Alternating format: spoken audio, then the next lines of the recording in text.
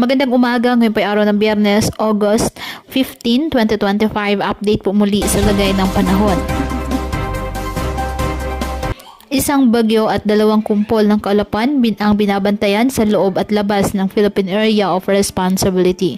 Patuloy po ngayon na humihina ang bagyong dating Siguryo na may international name na Pudol matapos tumama sa southeastern China.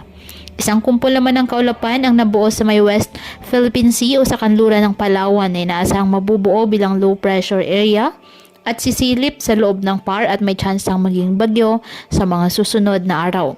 Isa pang kumpol ng kaulapan ang nabuo naman sa silangan ng Bicol Region na inaasahang magiging low pressure area din at posibleng maging bagyo sa weekend. Ang dalawang susunod na pangalan ng bagyo ay bagyong Huaning at Isang. Sa ngayon ay nakakaapekto na ang nagbabalik na mahabagat sa Southern Luzon, Visayas at silang bahagi ng Mindanao na inasang magdadala ng maulap na kalangitan at mga pagulan at thunderstorms. Ngayong araw, dulot po ng nasabing southwest monsoon, asahan ang maulap na kalangitan na may kalat-kalat na pagulan, pagkilat at pagkulog sa Metro Manila, Calabarzon, Mimaropa, Bicol Region, Visayas, Zamboanga Peninsula, BRMM, Northern Mindanao, Caraga, Isabela, Quirino, Aurora, Zambales, Bataan, Pampanga at Bulacan. Ang nalalabing bahagi ng Mindanao, bahagyang maulap hanggang sa maulap na kalangitan with isolated rain showers or thunderstorms.